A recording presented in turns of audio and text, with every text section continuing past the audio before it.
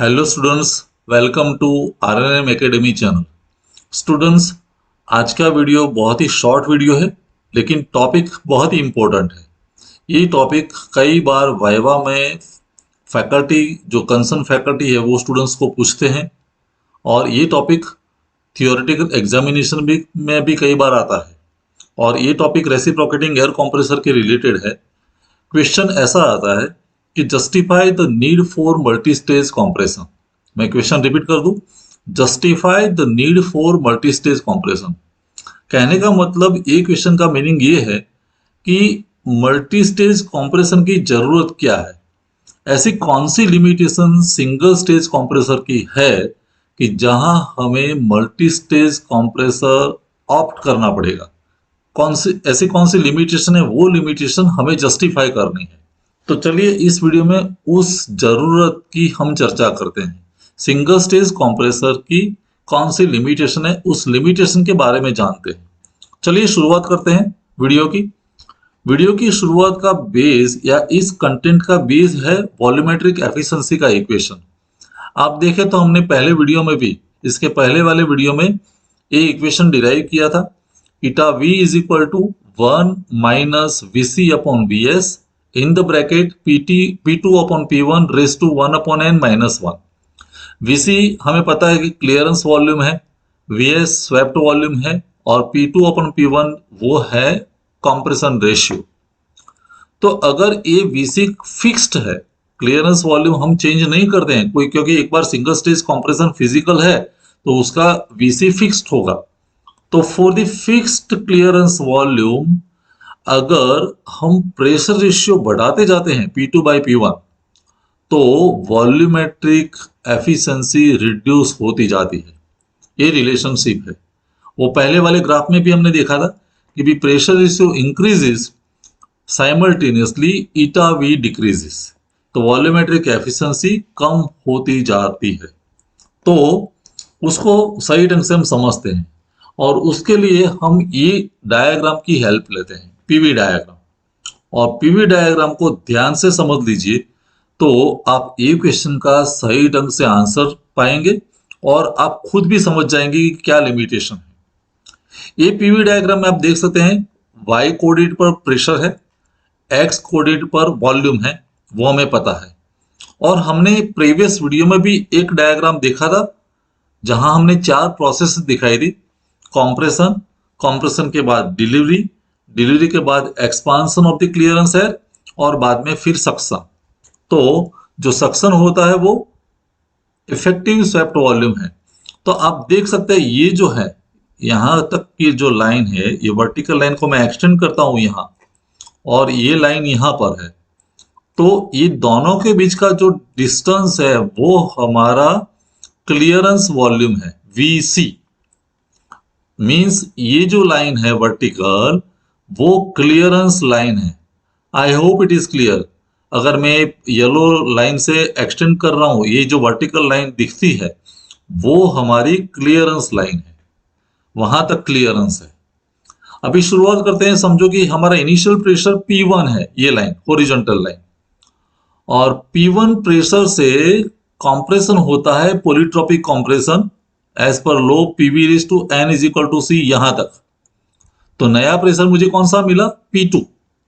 तो P1 से P2 तक प्रेशर बढ़ा, मींस कंप्रेशन रेशियो क्या हुआ? P2 upon P1। तो जैसे compression ratio P2 upon P1 हुआ, 2 तक कंप्रेशन हुआ, सिंगल स्टेज कंप्रेसर की बात है। हमारे पास सिंगल स्टेज कंप्रेसर है, एजम्पशन है, और फिजिकल कंप्रेसर है तो उसका क्लियरेंस वॉल्यूम भी फिक्स्ड है। तो यहां तक हमने कंप्रेस किया, फिर 2 से 3 तक डिलीवरी होगी, यहां तक डिलीवरी होगी, क्योंकि पॉइंट 3 हमारा क्लियरेंस लाइन वाला पॉइंट है, तो उससे आगे हमारा डिलीवरी होने वाला नहीं है। तो जो भी कंप्रेस्ड एयर है उसकी डिलीवरी हुई पॉइंट 3 तक, और फिर क्लियरेंस वॉल्यूम में जो एयर ट्रैप्ड है उसका एक्सपांशन होगा 3 to 4। आप देख सकते हैं यहां तक। तो 4 तक का वॉल्यूम किसने ऑक्यूपाई कर दिया? क्लियरेंस एयर ने। जो एयर क्लियरेंस वॉल्यूम में थी उसने वो वॉल्यूम ऑक्यूपाइड कर दिया। और फिर रियल जो सक्शन है फ्रेश एयर का, वो फ्रेश एयर का सक्शन 4 से स्टार्ट होगा और 4 से 1 तक सक्शन होगा। तो ये चार प्रोसेस है। मीन्स 4 से 1 तक रियल एंट्री होगी फ्रेश एयर की। तो V1 माइनस V4 जो है उसको हम कहते हैं effective swept volume. V1 minus V4 means real effective swept volume या एक्चुअल स्वेप्ट वॉल्यूम या उतनी एयर सिलेंडर में आती है। I hope it is clear. ये हमने डायग्राम समझा सिर्फ कॉम्प्रेशन रेशियो P2 अपन P1 के लिए। लेकिन हम इससे आगे चलते हैं। मान लो कि हमारा इनलेट प्रेशर P1 है और मैं अभी फाइनल प्रेशर बढ़ाने जा रहा हूं, P2 की जगह P2 डैश तक जाता हूं, तो ये हमारा नया कॉम्प्रेशन होगा। यहां तक मैंने प्रेशर बढ़ा लिया, सिंगल स्टेज कॉम्प्रेसर है। समझो कि हमारा पहले फाइनल प्रेशर 5 बार था, 1 से 5 बार, अभी 8 बार हो गया मान लो। तो ये नया प्रेशर मुझे मिला 2 dash. Means pressure ratio is increased P2 dash upon P1। ये कॉम्प्रेशन रेशियो ज्यादा हुआ P2 डैश अपॉन P1। तो हमने कॉम्प्रेशन रेशियो बढ़ाया कहने की बात। लेकिन जैसे कॉम्प्रेशन रेशियो बढ़ाया तो 2 डैश से जब डिलीवरी होगी तो डिलीवरी कहां तक होगी, ये लाइन तक, 2 डैश से 3 डैश तक। आप देख सकते हैं कि डिलीवरी वाली जो हॉरिजॉन्टल लाइन है वो शॉर्ट होती जा रही है। डिलीवरी लाइन शॉर्ट होती है, मीन्स डिलीवरी का जो वॉल्यूम है वो वॉल्यूम कम होता जा रहा है। पहले वॉल्यूम कितना था, 2 to 3 तक, अभी वो वॉल्यूम भी कम हो गया। और जैसे 3 डेज तक आया तो 3 डेज से तुरंत जो क्लियरेंस वॉल्यूम में एयर थी उसका एक्सपांसन होगा 3 डेज से 4 डेज तक। पोलिट्रोपिक एक्सपांसन होगा क्योंकि index of expansion and compression same रहता है। तो 4 डेज तक एक्सपांसन हुआ, मीन्स यहां तक वॉल्यूम किसने खा लिया, क्लियरेंस एयर ने। और 4 डेज से रियल सक्शन स्टार्ट होगा फ्रेश एयर का। तो 4 डेज से 1 सक्शन होगा। मीन्स मुझे नया जो इफेक्टिव स्वेप्ट वॉल्यूम मिला वो कैसे मिला, V1 माइनस V4 डैश। आपने ये दोनों ऑप्शंस में क्या डिफरेंस पाया वो समझ सकते हैं। पहले वाले केस में इफेक्टिव स्वेप्ट वॉल्यूम ज्यादा था, दूसरे वाले केस में जहां मैंने कॉम्प्रेशन रेशियो बढ़ाया तो इफेक्टिव स्वेप्ट वॉल्यूम कम हुआ। इफेक्टिव स्वेप्ट वॉल्यूम की जो हॉरिजॉन्टल लाइन थी वो शॉर्ट हो गई, साइमल्टेनियसली डिलीवरी भी शॉर्ट हो गई। ये दो कॉन्सिक्वेंसेस बने। अभी इससे आगे चलते हैं। मान लो कि मैं अभी और प्रेशर बढ़ाने जा रहा हूं, 1 से 2 नहीं, 2 डैश नहीं, 2 डबल डैश तक जाता हूं। तो मैंने एक नया कॉम्प्रेशन रेशियो एस्टैब्लिश किया सिंगल स्टेज कॉम्प्रेसर के लिए, और ये कॉम्प्रेशन बढ़ते बढ़ते एक लेवल यहां तक आता है, कहां तक, 2 डबल डैश तक। लेकिन 2 डबल डैश तक आता है तो वहां एक लिमिटिंग लाइन आ जाती है। क्या होता है, हमारी जो कॉम्प्रेशन लाइन है पोलिट्रोपिक कॉम्प्रेशन वाली, वो हमारी क्लियरेंस वाली जो वर्टिकल लाइन थी उसके साथ इंटरेक्ट होती है, इंटरसेक्ट होती है।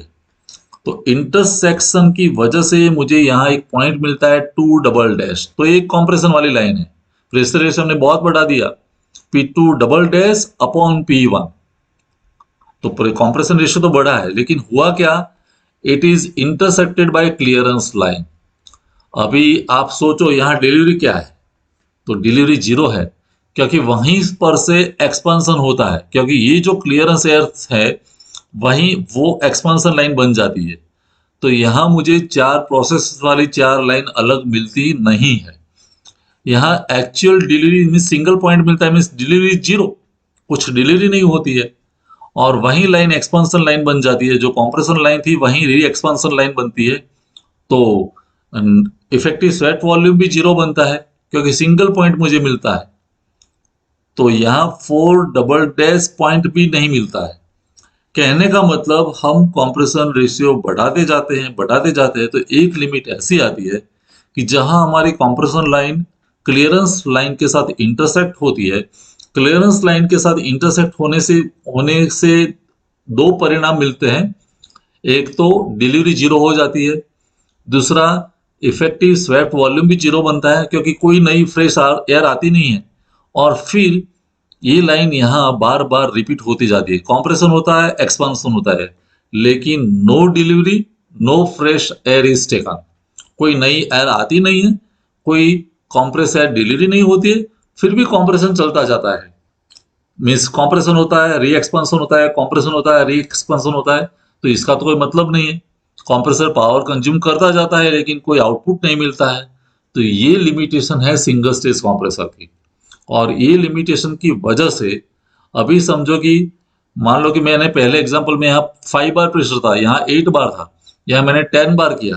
तो 10 बार एक वर्चुअल लिमिट आ जाती है कि 10 बार के ऊपर में कंप्रेशन रेशियो बढ़ा नहीं सकता सिंगल स्टेज कंप्रेसर में।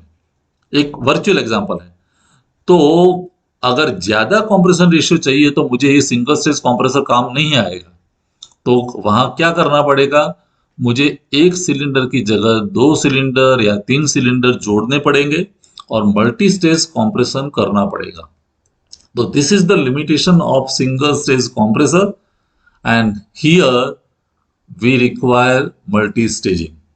तो आप ये आंसर सही ढंग से आपके फैकल्टी को एक्सप्लेन करना पड़ेगा। इवन एग्जामिनेशन में है तो भी वो एक्सप्लेन करना पड़ेगा। और उसका आउटपुट एसेंस मैंने यहाँ लिख दिया है। क्या होता है, जैसे कॉम्प्रेशन रेशियो बढ़ाते जाते हैं तो once limit comes where compression line intersects the clearance line, और क्लियरेंस लाइन के साथ इंटरसेक्ट होता है तो effective swept volume becomes zero. Effective swept volume becomes zero means there is no delivery of compressed air, and compression and re-expansion continues. Power consumption takes place, but there is no effective output. So here we need multi-staging. Means more than one cylinders must be incorporated to get the required output, required compression ratio. तो I hope ये diagram, PV diagram की help से आप सही ढंग से explain कर पाएंगे कि मल्टी स्टेजिंग की जरूरत क्यों है। स्टूडेंट्स, मुझे लगता है ये एक्सप्लेनेशन आपको सही ढंग से समझ में आया होगा। नेक्स्ट वीडियो में हम मल्टी स्टेजिंग के बारे में भी जानेंगे कि क्या एडवांटेजेस है, क्या डिसएडवांटेजेस है, और कौन सा प्रेशर कंप्रेशन रेशियो जहां से हमें मल्टी स्टेजिंग करना चाहिए, वो सब बात नेक्स्ट वीडियो में हम डिस्कस करेंगे। यहाँ कोई डाउट या क्वेरी है तो मुझे कमेंट सेक्शन में जरूर बताना। मिलते हैं नेक्स्ट वीडियो में। Thank you for watching. Thank you very much.